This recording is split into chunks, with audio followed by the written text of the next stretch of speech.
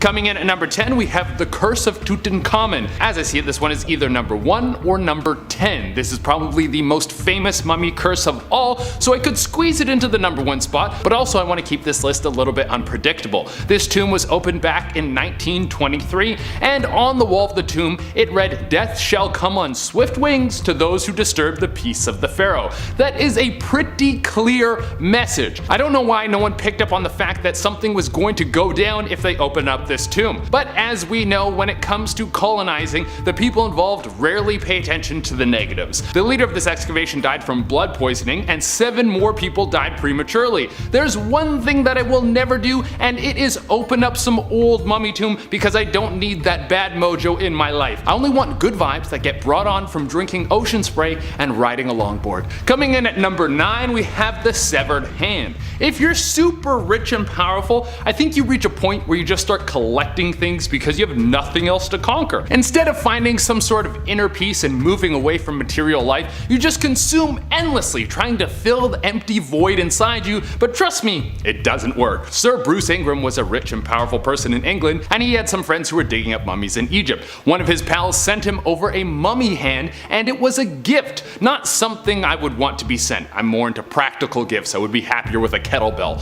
But something Ingram's friend should have told him was that there was a bracelet on the hand that said, "Curse be to he who moves my body." Yeah, I definitely prefer the kettlebell over a cursed mummy hand. Well, the curse came in full swing when Ingram's home caught on fire and then was hit by a flood.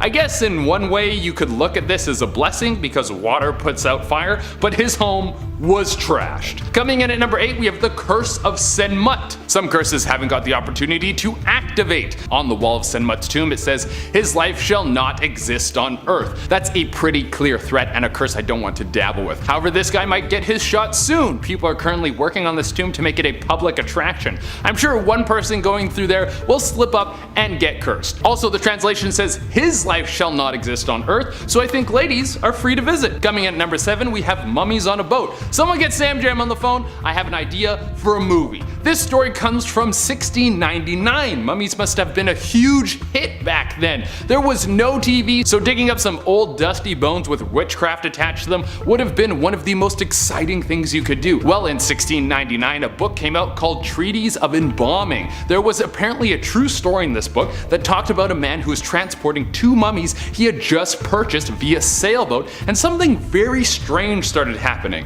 The ghost of the 2 men started to appear on the boat. These visions were terrifying and probably a warning that something worse was about to come, so this man did the intelligent thing and he threw the 2 mummies overboard. If he had kept them on board, they would have eaten him up faster than Joey Chestnut eats tube-shaped meat. Oh, sorry, guys. 3, 2, 1, go! It's the 100th anniversary and we are underway. Coming at number 6, we have the Curse of Himuru. This is a nice sounding curse on the wall of some guy's tomb. It reads, "I shall seize his neck like that of a goose." So this dude isn't going to put a curse on you that will give you some sort of sickness that takes you out. He's going to personally come to you and choke you to death. Also, they had geese in ancient Egypt? Who knew? I thought the first goose was born when Wayne Gretzky scored his first goal. Coming in at number 5, we have a cursed thief. Here's the thing. If you're gonna steal, you need to follow these tenets. Make sure you don't get caught. Make sure the item has high resale value, and make sure that the item you're stealing isn't cursed. If you follow those rules, you'll be a master thief before you know it. But this is one of the most famous stories in Don't Mess with Mummies. A German tourist decided he would visit an Egyptian tomb and steal something from a mummy. Little did he know you're not supposed to do that. The tourist eventually got extremely sick, became paralyzed, and then died from a mysterious cause. Now, what made this case so famous was when his stepson sent the cursed item back to Egypt. It arrived at the German embassy in Egypt with a note saying that the son felt in order to lift the curse from his family, he had to return the artifact to Egypt. Coming in at number 4, we have the Book of the Dead, a spell book from ancient Egypt that has been said to give the person who can control it the power to control the dead and walk amongst those from the afterlife. That sounds like quite the party trick. I don't know if that would be something I would mess around with in my day-to-day. I try to avoid death at all costs, so trying to decipher a cursed book of the dead sounds like it would give me the future I would not not be looking for. And it should be no surprise that Aaron Amber, one of the men involved in excavating the Book of the Dead, died just a few years after it was dug up. Him and his wife were hosting a wondrous dinner party. They were probably bragging about this amazing book they found, and someone made an offhanded joke about ancient Egypt, and then next thing you know, Amber's house was on fire and he died there. So I don't know if you want to try and read that book, but I think I'll skip the opportunity for supernatural powers at the risk of death. Coming in at number 3, we have The Curse Consumes You. I don't know what it would be like to be cursed. I can imagine it wouldn't be fun. I think it's probably the feeling you have when you haven't done your homework and you know it's due tomorrow but you still don't do it, and now you just have to sit there in your anxiety while you continue to not do it. If anyone has survived an ancient Egyptian curse, let me know in the comments. But for archaeologist Hugh Evelyn White, it would seem that the curse was able to work its way into his soul and take his life. White was found dead after he committed suicide by hanging himself. White was an archaeologist who disturbed quite a few mummies in his day, so if curses are real, it's safe to say that this dude had a curse or two attached to him. Now this is where the urban legend surrounding his death works its way in. Apparently there was a note left behind that said, "I have succumbed to the curse which forces me to disappear." The note might be made up to add some spice to the story, but if it's real, you can bet I will never dig again just in case I bump into any mummies. Coming in at number 2 is the Curse of Osiris. You think if you were digging up a tomb in ancient Egypt and you found a statue of the god of death, you would just turn around and go home. Like, not even back to base camp. You would just pack up all your things, fly all the way home, and start working as a used car salesman. Just a complete fresh start. Well, some people aren't as quick to abandon ship as me, and maybe they should be, because back in 1971 there was an excavation of a mummy's tomb in Saqqara. The head Egyptologist came across a statue of Osiris, and instead of going through with the little game plan I just laid out, he removed the statue of the god of death from the tomb and took it back to his office with his assistants. Once him and his assistant were settled in, he stepped into the bathroom to relieve himself, and that's when his assistant heard screaming coming from the bathroom. He rushed in to find the Egyptologist on the ground. He succumbed to some sort of paralysis and then died the next day. So a mystery paralysis that kills you in less than 24 hours could be explained by medical science or a spell from the god of death. Coming in at the number 1 spot, we have Titanic Mummy. We like to think that the Titanic sank because of human ignorance, and that's probably what happened. Saying that a boat was unsinkable in the early 20th century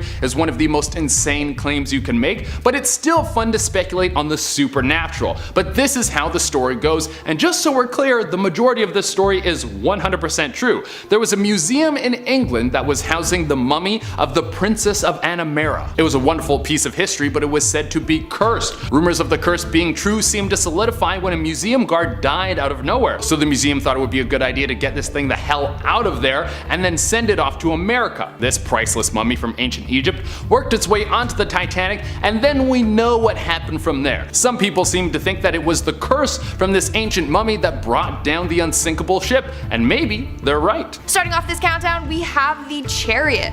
A really cool artifact found in King Tut's tomb was his chariot. The chariot was found dismantled, but they ended up reconstructing it for display. Okay, first off, how did they build that ancient thing without any blueprints? That's talent right there, because I struggle building IKEA furniture even with blueprints. Now, what makes this artifact significant is that it's theorized that the chariot might have been King Tut's cause of death. King Tut was found with a fractured lower leg, shattered pelvis, and ribs. A new analysis shows that he was crushed on one side of his body, likely while on his knees. So some believe that he fell from his chariot in a horrific accident and died. If this is the case, then that thing is most certainly cursed. Moving on at number 9, we have the meat mummy container. So apparently mummies get hungry on the way to the afterlife. As a result, they are often buried with food. The food is carefully preserved so that they can last a long time for their lengthy journey. This is done by preparing the meat for eating, then wrapping the meat in linen. So they basically mummify the meat. In King Tut's tomb, they found 48 containers of meat mummies. Guess King Tut is a big eater. Good thing that we took away his source of food from him. Like, come on guys, you're making the curse worse than it is. This dude's gonna be mad. I mean, I would be if people took away food from me. we all know how sacred food is. In our 8th spot, we have the toe and finger caps. This is one of the more odd items found in King Tut's tomb. So King Tut was found with gold toe caps on his feet and fingers. That's right, just little golden covers for each individual toe and finger. These were placed on the divine after death so that their toes and fingers keep their shape. These were placed onto his body during mummification. It's also thought to protect the dead from magical dangers. Now, I'm hoping that they didn't remove these little caps from his body, but chances are they probably did. So if anything happens to his digits, boy, he's gonna be mad. Coming in at number 7, we have the woven gloves. Experts believe that this next piece is one of the few items that was actually used by King Tut while he was alive. International Egyptologist Tariq El-Awadi said, and I quote, "Most of the objects found in the tomb are ceremonial or designed to be used by the pharaoh in the afterlife. But he believes that these gloves were probably worn by King Tut, either during the wintertime or when he was riding his royal chariot." That's pretty cool. I mean, the gloves don't look too stylish, but I think all of these ancient artifacts are so amazing. Moving on to number 6, we have the CANOPIC jars. As part of their burial process, Egyptians would place the internal organs of the dead into 4 jars before mummification. One jar had King Tut's lungs, another had his stomach, another had his intestines, and one was for his liver. And apparently I say intestines wrong. That's how it is in Canada. Sorry. The jars were found inside of an alabaster chest. It was thought that King Tut needed these organs in the afterlife, which is why they were preserved. Not only that, but 4 goddesses protected them. But now these jars have been moved to the Egyptian Museum in Cairo. But his body is still in its original resting place. Great. So King Tut's body and his internal organs are kept separate. Bet he loves that. We are now at our 5th and halfway mark with the walking sticks. Among the countless artifacts Tut was buried with, a more interesting one would be his walking sticks. But he wasn't just buried with one walking stick. No, he was buried with 130 walking sticks. Why he needed that many is beyond me. So what we do know is that King Tut had a deformed left leg. People theorize that he had a rare bone disorder called Kohler's disease, and that's what caused this deformity. So it may just be that he needed a walking stick to get around. In fact, in tons of depictions he was drawn with this walking stick. Some think that it was just a royal staff. But with the newfound evidence of his foot, it's more likely that he needed them for mobility. And chances are, they're cursed. And they have been separated from King Tut's body, meaning he's stuck in the afterlife, probably hobbling around since we took away his sticks. Like, come on people, stop angering the king. Coming in at number 4, we have Anubis. Guarding the entrance of King Tut's tomb was a statue of a black jackal on top of a podium. This jackal is known as Anubis, the god of the afterlife. Anubis is said to protect the dead, guarding their spirits from trespassers. The jackal was 3 feet long, made of wood and plaster. This was then painted black, which is the symbolic color of Anubis. Black was chosen since it represents death and decay, but it also symbolizes the fertile soil of the Nile and regeneration. It's crazy how much detail was put into these things. So Anubis was placed outside of King Tut's tomb as kind of a no trespassing sign. But we trespassed, so now it's cursed. I mean, it's said that Anubis punishes the mortals who ignore its warning and disturb the dead. In our 3rd spot, we have Tut's burial mask. Tut's burial mask, otherwise known as a death mask, was found in King Tut's coffin resting directly on the shoulders of his mummy. Okay, with a name like Death Mask, gotta be cursed. So these masks were made to resemble the person that it was placed on. It was done so that the spirits could recognize the body after death and help them to the underworld.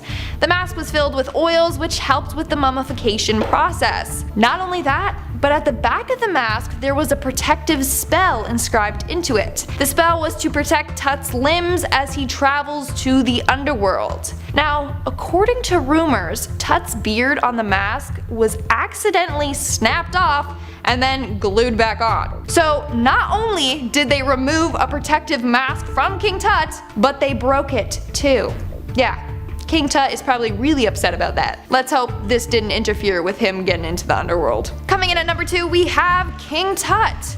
So obviously, one of the biggest discoveries in King Tut's tomb was King Tut himself. He was buried in a coffin, placed inside another coffin, inside another coffin, inside another coffin. There were 8 coffins in total. So like I mentioned before, anyone that handles King Tut's body or his artifacts are said to be cursed. After Tut's body was found, he was sent to a radiologist to get x-rayed. The radiologist's name was Sir Archibald Douglas Reed. The next day, after conducting the x-ray, Reed fell sick.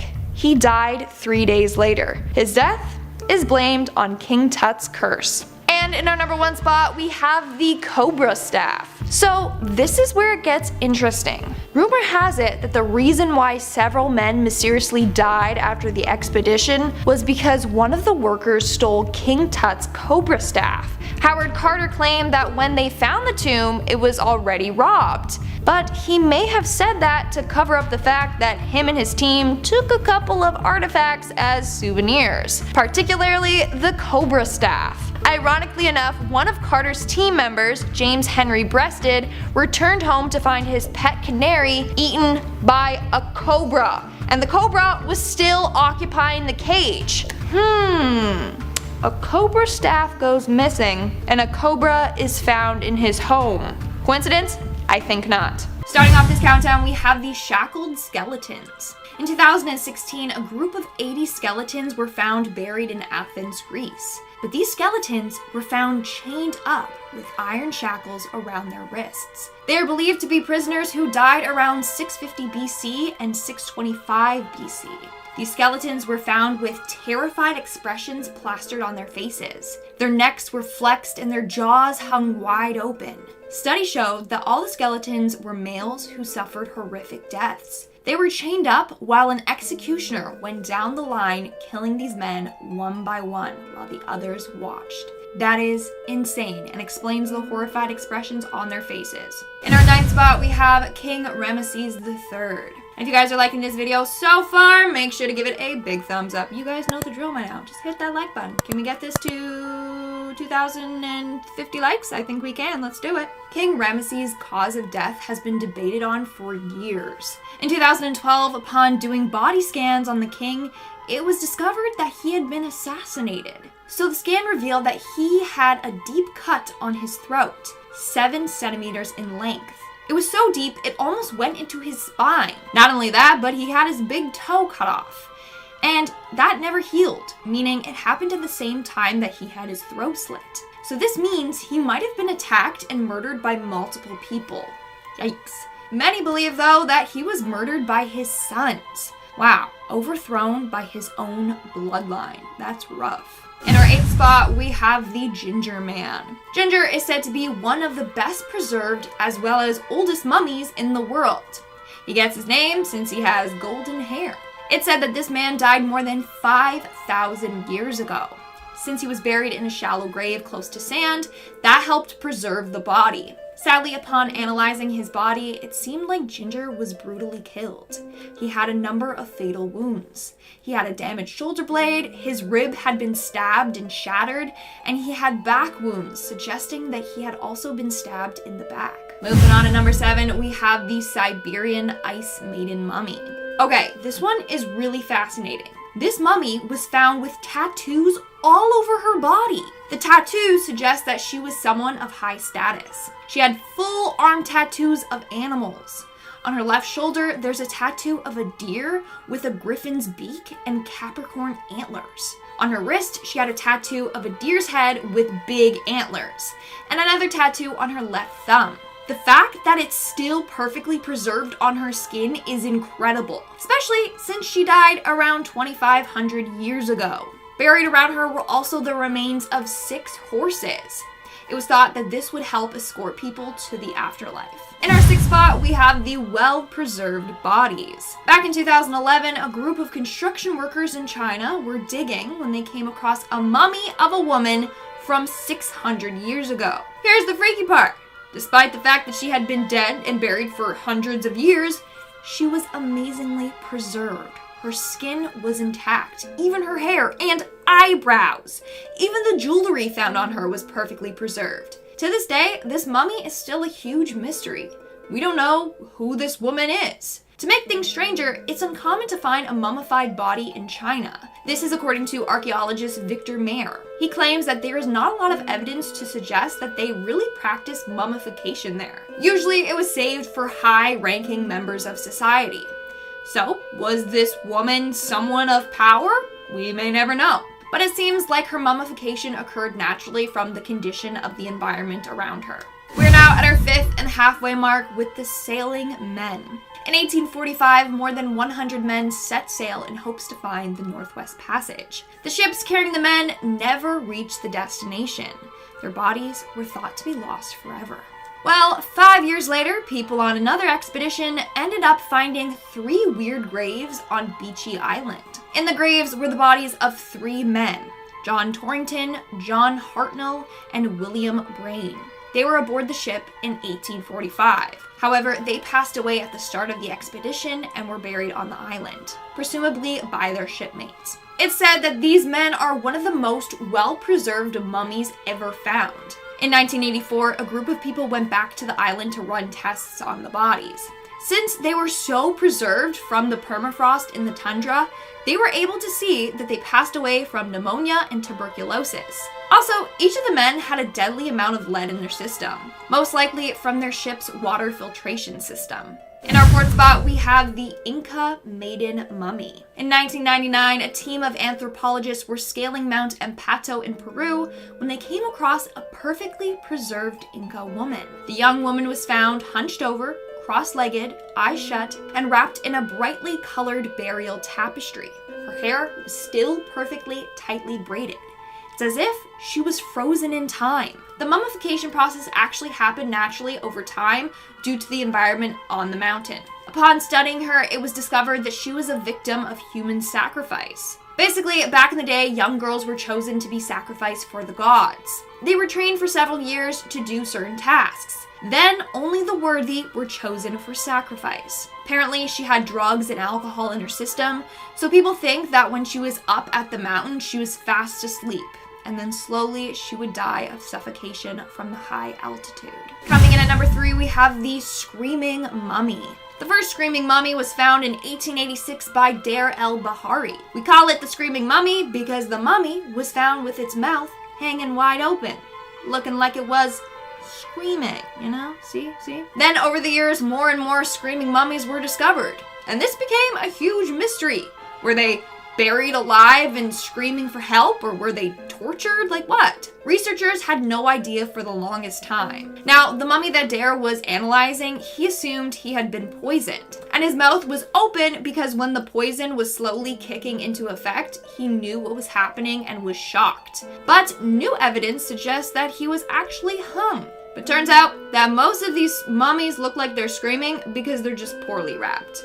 Yeah, it's as simple as that. The jaw wasn't wrapped tight enough, so the mouth ended up naturally falling open. Nonetheless, they look 1,000 times creepier than other mummies. In our 2nd spot, we have the Toland Man. When this mummy was found in 1950, it looked so fresh that people thought that they had stumbled upon a recent murder victim. However, when it was inspected, it was discovered to be 2,000 years old. This man was thought to have been sacrificed during the 4th century BC. He was found wearing a pointed cap made out of sheepskin and wool. He had a hide belt around his waist and he had a noose still attached around his neck. The autopsy revealed that he died by hanging. Obviously, he had the noose around his neck. They don't know, though, if he was a criminal or a victim of human sacrifice. They are leaning towards human sacrifice, though. Now, his body was so preserved that police took his thumbprint. In fact, it's one of the oldest prints on records. That's kind of cool. And in our number 1 spot, we have the bog bodies. Over 15 years ago, a group of archaeologists were exploring an area in Scotland when they came across some creepy bodies. The bodies were of 1 female and 1 male, who died around 3,000 years ago. Because of the state that they were in, it was believed that their bodies were thrown into a bog, where they mummified for about 300 to 600 years.